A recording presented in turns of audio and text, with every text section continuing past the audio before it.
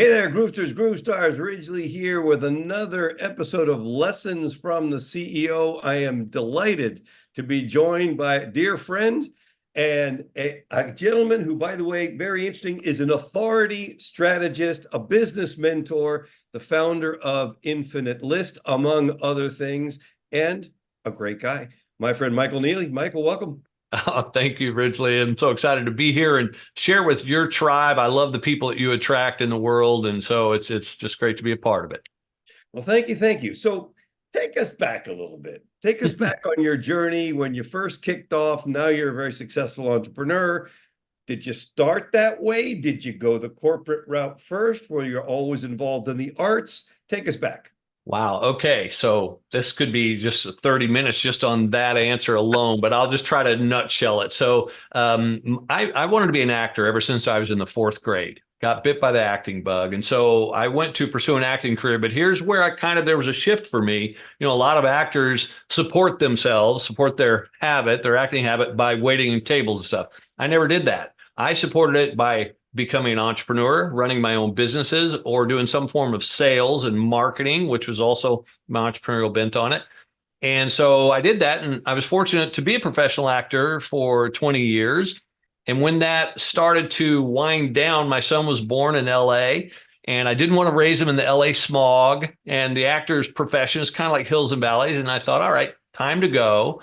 So I moved to Santa Cruz in 2004, and I tried the corporate thing. I did a little bit of that. I was a sales executive for Univision Television, got in the pharmaceutical industry for a while, did that, even had my own high-tech startup company. That's the entrepreneurial spirit, did that. And none of it was feeding me in my soul. Now, you and I, we talk about this, especially even in our green room chat, about we're both Buddhists, and I just was not being fed in my soul. I wasn't doing what I was here to do. And so I started coaching more, working with people. As a matter of fact, I launched a podcast called Consciously Speaking to develop more consciousness in the world. And that started me down this business path of supporting other heart-centered entrepreneurs to also spread their message. And I think that catches us up to where I am today. So along your entrepreneurial journey, I love to ask people, what do you think are the top couple of characteristics of a successful entrepreneur, somebody who's out there, making a contribution?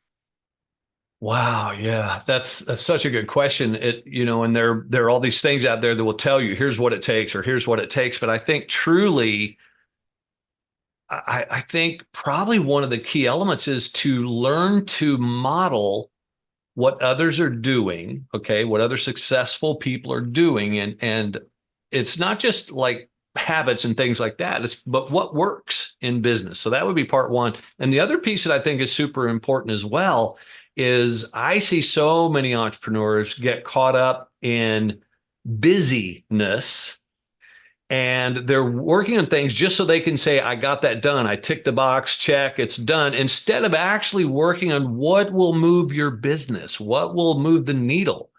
And I think they get caught up in the other part, and then they fail. And especially because they stay busy chasing other new shiny objects all the time instead of really focusing on making your business work. And what would you say to the person that asked the question, how do you do that? Because you're right, Michael, I get so caught up in all these ideas and I just want to do. What would you tell them? What would you counsel? I would say this is, and it's a practice I do myself. I look at things from two perspectives. One is I look at, like I said, talked about moving the needle. I'm like, is this thing I want to do, is it going to generate revenue, or is it going to set me up to generate revenue pretty quickly? And the other thing is then I look at, okay, and what is the objective of the task? And does the objective move me forward? And so if I were to break it down into some specifics, I see people going, okay, well, let's just give a real world example here. Someone will come to me and, I talk about podcasting a lot. It's one of my areas of expertise, and I help people launch their shows. And someone will go, well, I don't want to do my podcast until my book is written. And I'm like, okay, well, do you see how that's a little bit strategically not in place? Because you can write your book, but then who's going to buy it? if you haven't built an audience. And so it's like trying to shift the way they think, but they're like, well, that book, that's action. I could do it. Yeah, but it's maybe not the right one to move the needle forward in the right way. Yeah, that's such a good point, right? Because people don't stop and take a moment and say, hey, is what I'm doing working or is it not working? And if it is, do more of it. If it's not, then stop. Right. Exactly. Exactly.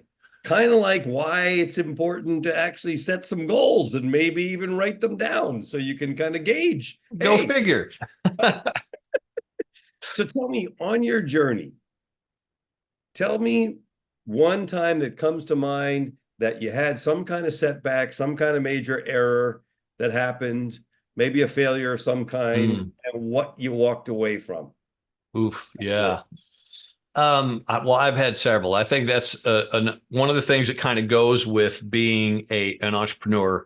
I think probably one of my biggest was I did a live event and I kind of put maybe not all of my eggs, but a heck of a lot of my eggs into that one basket. And when I did not get the turnout, and this was right coming out of COVID, and I thought people are ready to get back to live events. At least I knew I was. Well, I misgauged the response and didn't have enough people there. And quite honestly, took a bath. Probably walked away losing, $30,000 on that event. Mm-hmm. And that happens from time to time, but you learn from it, you move on, and you do better the next time. And what did you take away from that? What was the piece that should have been paying attention to? Well, a couple of things, and I'm just going to be really revealed here on this piece of it. A lot of times it's about our personality. And for me, I like being in a large group of people live on stage. I mean, maybe that was part of my actor background. And so I wanted to do a live event in a room with a bunch of people. And so I had these bigger dreams of it instead of just going, well, what really will give me the objective with less risk? Because maybe people aren't ready to get out now. And so literally, I just went back to going, you know what? Until there is more of a demand for people wanting to connect in person, I'm going to go back to just the virtual stuff and save a lot of money, less risk, and still deliver. Yeah, you know what? It's so crucial to have that critical eye. I know right before the pandemic, it was pretty interesting for me because I was at the absolute height of my speaking career. Boom, Mm. booked all over the place. In fact, so much so that my wife was kind of getting pretty grumpy about it. And pandemic hit, and I just watched every single gig without exception get canceled. And Yeah. so Ugh. then I found myself sitting in this very office right here at this very desk right here saying, this is pretty interesting. What's going to happen now? And never was there necessarily a fear per se, because having been an entrepreneur my whole life, psychologically unemployable, all that, it wasn't as though it was ominous and scary. But when you watch your income go to zero, it's kind of a unique moment. You say, grateful to have some assets, but okay, let's think about this. What are we going to do? And I did the same thing, went into the virtual saying, okay, if people are not going to want to bring me to them, I'm going to bring me to them. I'm going to do it differently. And upshot is, you adopt, you move, you bob and weave. Now things are picking up again. But now I'm not going back to doing what I used to do. I don't want to. I found out I really like my own yoga teachers, my food, my bed, and my wife still likes me. So we're in good shape around here. Exactly. Yeah. And you're so right with that, Ridgely. And one of the things too that I don't know if this word became popular because of COVID, but you said how you bend, you shape, you shift, everything else, you kind of move around. Pivot is the word that maybe became the catchphrase of that time because everybody had to pivot. And it's important. I think it's a value to have as an entrepreneur to be able to do that when you need to. For sure. Totally get it. Question. So Mhm. mentorship, how important has mentorship been for you, and how has it impacted your businesses, your enterprises? Oh my goodness. I would say the easy answer to that is of paramount importance. Okay. And just I'm going to give you two examples that really will just show that in its entirety. I launched my first podcast as my high-tech startup company hit the end of our financial runway, and I had to lay myself off as CEO. I shifted into podcasting. And I did it kind of on a whim. I was interviewing a client and not interviewing, but a session with one of my coaching clients. And he was having these great breakthrough moments. And so I said, maybe we should record this. He agreed. So we recorded. And at the end, we played it back. And he said, dude, that sounds really good. You should start a podcast. And this is 2014. And I didn't know what a podcast was. And 2 weeks later, I launched my show. And this was the thing, Ridgely. I didn't know what the hell I was doing. And the truth is, launching a podcast is really pretty easy. But I didn't know what I was doing, didn't know how to make money. I didn't know you could make money with a podcast. That's how little I knew. And then I got a mentor. I saw somebody do a webinar on podcasts, and it was opened my eyes. I'm like, what? You can make money with this? So it turned me around. So I got a mentor, relaunched, did everything differently, and boom, things started to take off. So that's one real world example that kind of set me on a great path, having a mentor. The second was, and this one I want to just kind of highlight because it's not just necessarily a mentor, but being in groups of people, a mastermind where you're with other people that even if it's just mentoring in a 5-minute conversation, how it can flip a switch. And I was at an event and talking to another gentleman there, and we were having a good time and just chatting. He was throwing out some ideas, and I thought, wow, that's really cool. And he was like, yeah, you should apply that to your podcasting, coaching business stuff. And I'm like, no, what you're talking about, that doesn't work. But the more we talked, I'm going, but wait a minute, I do these things called giveaways. I bet it'll work for that. And that's what spawned my whole creation of the Infinite List. Mm-hmm. Yeah, it's amazing, right? I I couldn't agree more. Being in those peer-to-peer groups, finding the right group for wherever your zone of genius lies, so that I always like to feel like, okay, I'm looking around. I am clearly one of the dumbest people in this room. Awesome. I'm in the right place right now. Yes. Yes. Yeah, I just a big believer, man. Surround yourself with the people who are where you want to go, who are doing what you want to do, who know more than you do about what you want to know about. And man, only good things can come from that if you have an open mind and a seeking spirit. Exactly. You nailed it. To that point, personal, professional development, what kind of an impact has that made on you? Obviously, as an actor, you are constantly in development of some kind. Talk to us a little bit about that. Your own training. What do you do today? What impact has it made? Yeah. I love this question because of the depth of it. And this is another piece that I think, someone might at first glance go, well, what's that got to do with business? But for me, I believe it's got everything to do with it.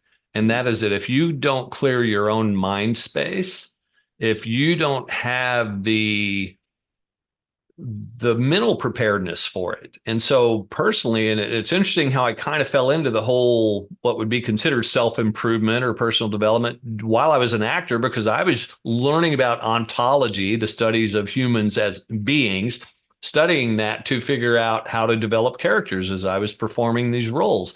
And it, of course, rolled over into everything else that I do. But I studied, Tony Robbins' work, and I studied David Data's work, and I did all of landmark education and then Buddhism. And I, became a certified Dharma teacher and meditation guide and all of these other things that all gave me the mindset and the clarity that makes my work as a business person, as an entrepreneur, so much more, not just palatable, but enjoyable, easeful.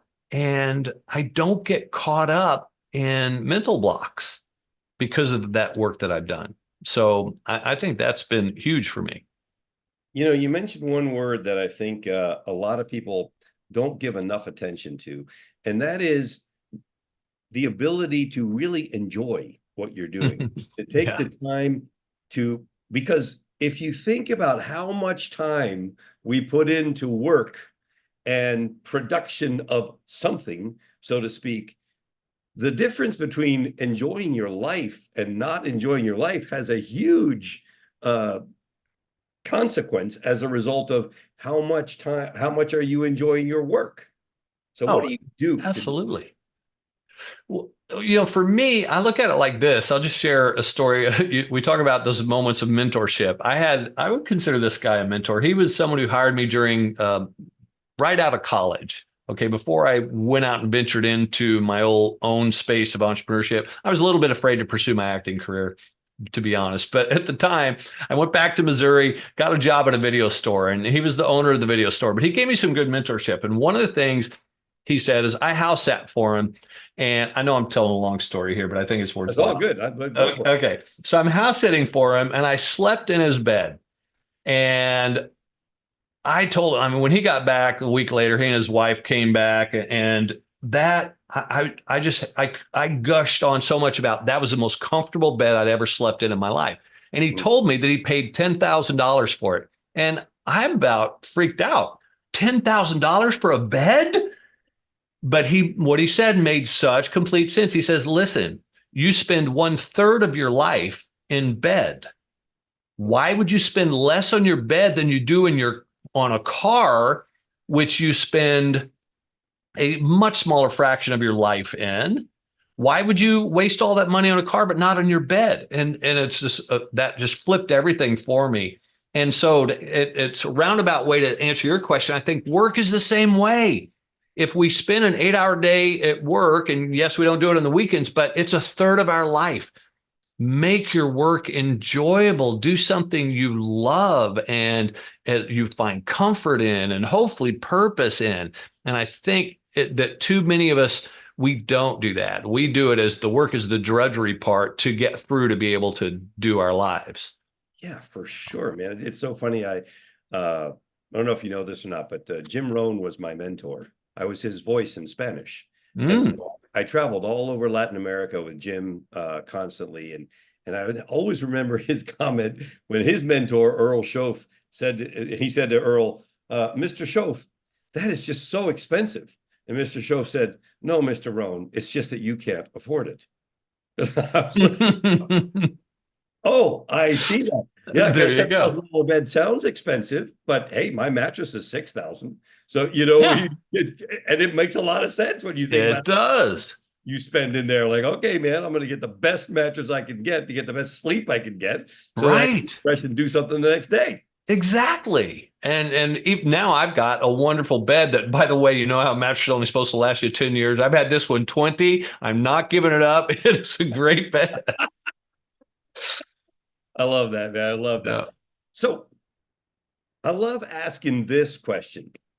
If you could talk to the Michael Neely of 20 to 25 years ago, Mm.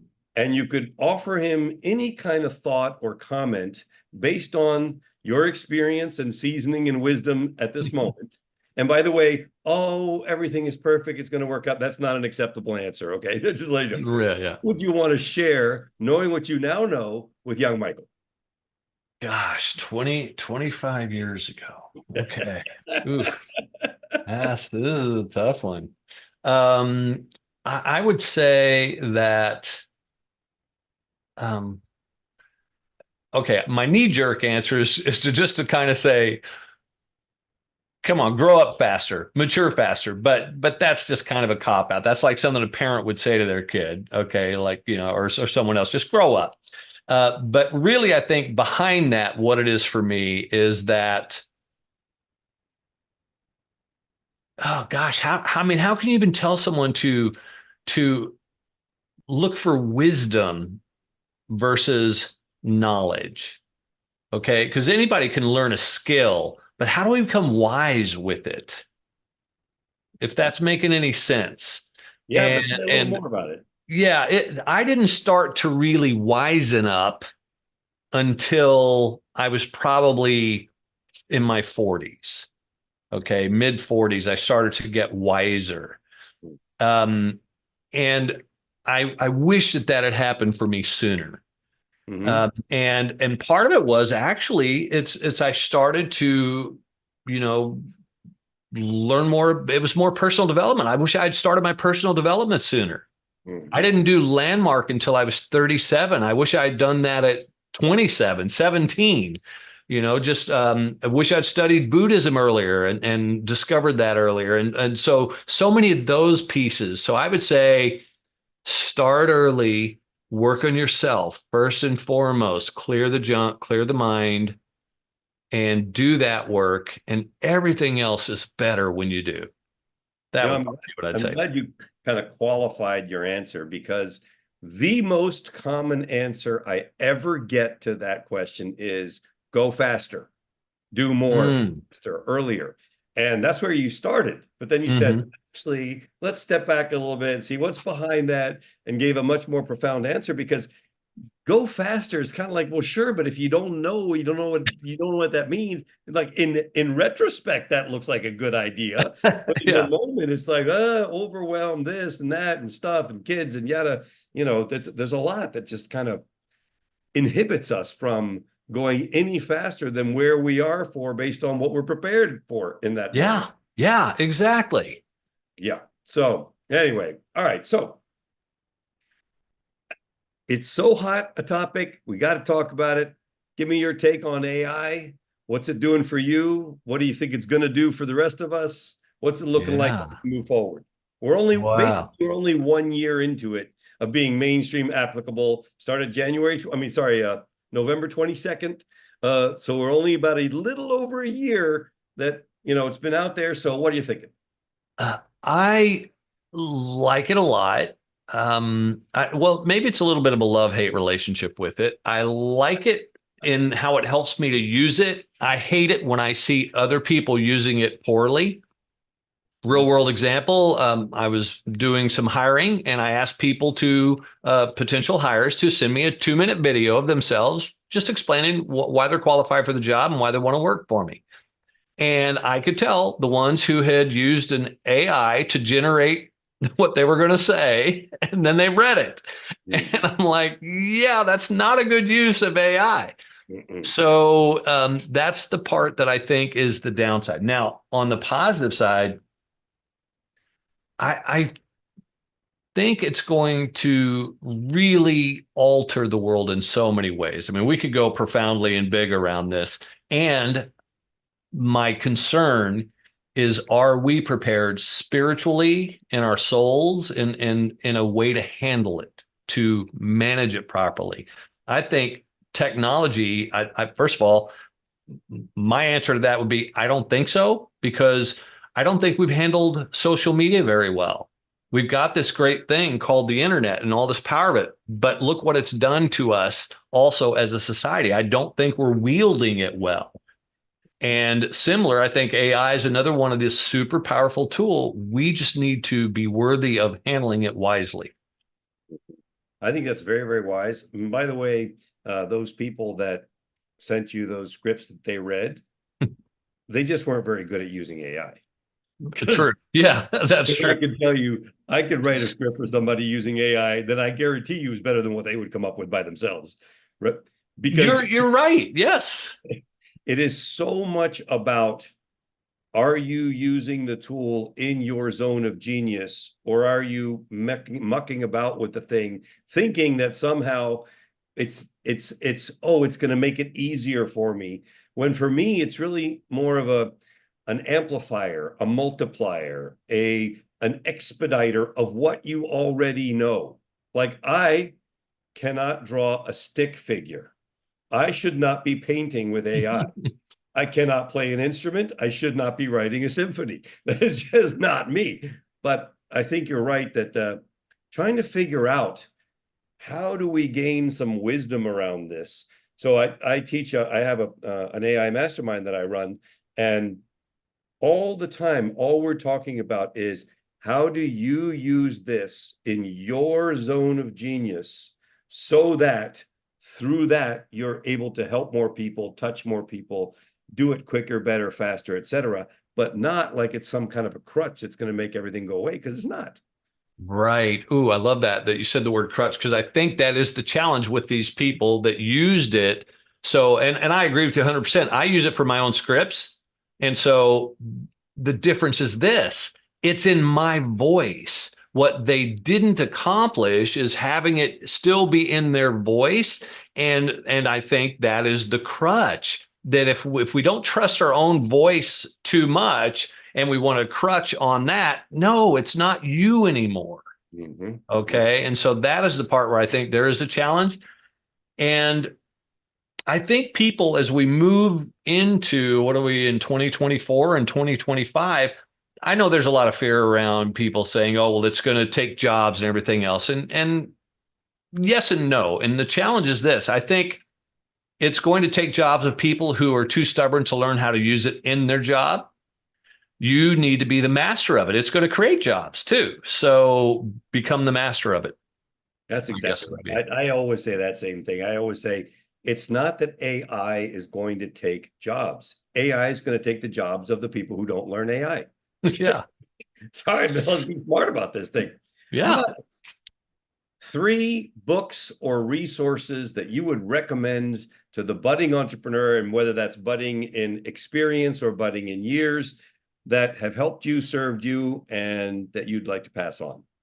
Oh, great question. I love this. Okay, so one that I really love is James Cleary's Atomic Habits. Really wonderful book. Highly recommend it. It's made a profound shift in the way I look at tasks and objectives. Another one that I really like is, and I'm just looking around to see if I have a copy laying nearby, and I don't, is Alex Hormozy's, I'm forgetting the title of it right now. Is it $100 million offers? Maybe you've got it handy. You're going to reach for it and pull it out. Yes, $100 million leads. Yes, excellent. And then another one that I really like is, and this one I'm even going back to review again, specifically in the business world. And well, can I give you 2 more? Sure. Because one of them is Robert Cialdini's, I think it's Persuasion. And he's got his newer one too, which I just started to get into, which I'm beginning to really like. And then Dan Martell's Buy Back Your Time, which is a big shift for me there as well. I don't know that one. It was massive for me originally. I met Dan at a mastermind, really super nice guy. And one of the things that I love about the book is that it got me to start it. I hired somebody to take over my email and my calendar. Mm-hmm. And just like, that's the first thing, buy back your own time. I was spending way too much time in my email and all this other stuff. And just that one hire has made me so much more productive and happy. So that's just a piece of it. I'm going to share with you my current favorite book that I think is a game changer. Your Brain at Work by Dr. David Rock. All right. It explains how your brain actually works in terms of what you do, transactions, why you do it, why multitasking is a horrible idea because it drains your brain power. What tasks take away from how much that there's only so much mental energy that you have every day. And if you don't understand what drains it and what doesn't, how much more difficult it is to move through all that stuff. So I'm reading it now for the 3rd time in 3 months. Ooh, I love it. It's a good one, man. That's one of the ones I'm like, okay, for savvy seeking people, I share it. It's a dense read. It really is one of those, oh, I better read that again, maybe a couple times. I'm getting it. I'm going to order it right now on Amazon. That's right. I figured you might, brother. Yeah. One more time in the title there. It is Your Brain at Work by Your Dr. Brain David at Rock. Work. Yeah, it is 100% worth it. And you'll thank me later. You'll be like, yeah, you're right about that. It was pretty intense book, but worth studying for sure. It is in my cart. As you look at the future, what's your vision for Infinite List, the rest of your next 5 years or so? What are you seeing? What are you seeing out there? What's possible? Okay, I'm going to be very transparent with your audience, with you about this, and just and there's a little side story to this. This is one of the things that I think a lot of entrepreneurs screw up, and I'm trying not to screw up this time. Especially entrepreneurs like us who are what I would call a solopreneur, where you are the face, the name, the heart of your business. Mm-hmm. What I'm doing with Infinite List is I'm setting it up to sell. Mhm. We're building it from the get-go with an exit strategy in place. And I think a lot of entrepreneurs, they don't plan that exit strategy. And so they don't build in that preparation. And so for me, I want to build Infinite List to a $1 million recurring revenue model, $1 million annual recurring revenue model, and set it up to be sold. And to do that, I have to be sure that I'm not the guy that is Infinite List. I want to, what I'm talking about? I have to Sure. separate me from the brand a bit. Sure. So that's what I'm doing. I think that's really important. I think that obviously the most well thought of book in that area is The E-Myth by Michael Gerber. Just make it all about ordinary people doing tasks well so that nobody has to be extraordinary, and build it. And I'm with you. I'm building an agency for the same reason. And people say, well, what does your agency do? We handle two things: community banks and prominent dentists in small local markets. That's it. I don't do anything else but those two things. Those are the only two categories I'm interested in. And you say same thing, you build up a recurring revenue model, and then you can do whatever you want.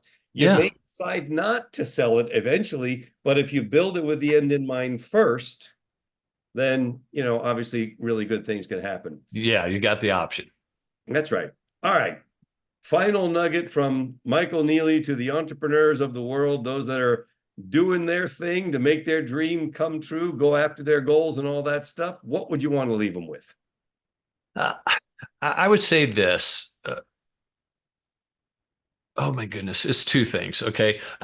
One is learn to differentiate an expense from an investment. You buy a cup of coffee, $5, that's an expense. You're going to drink the coffee, never to have it again. But if you invest $5 into something that is going to advance your business, that's going to support you, it's worth it. And so with that said, understand the difference between an investment and an expense. I see so many entrepreneurs wasting money and being afraid. It is kind of a double-edged sword. They're wasting money on one hand, but afraid to invest in their business on the other. And it's like they think they're going to start a business without any investment in it. They're setting themselves up for failure. And so I would say be prepared. If you're going to need to invest in yourself, in your business, to actually build it and grow it. And yes, there's sweat equity, but be prepared to also make some wise investments along the way, finding a right mentor, finding a right program of support, communities that they may get involved in. Those are all investments. And so invest wisely. Yeah, I love that. Thank you very much, Michael, for a ton of wisdom. But you said two things. You said that was one. You said, I got two things I got to share. Well, the one was the difference between an investment and an expense. Okay, got it. Yeah, that was the part. And then just invest wisely as you go forward. So I wanted to be sure that they got the difference in the two. Perfect. I love it. I love it. I love it. Thank you, brother. Really appreciate you. Sending you a huge hug. And likewise, on behalf of the entire community, thank you, thank you, thank you. Thank you. I so appreciate you, Ridgely, and I look forward to hanging out with you in person hopefully soon. For sure.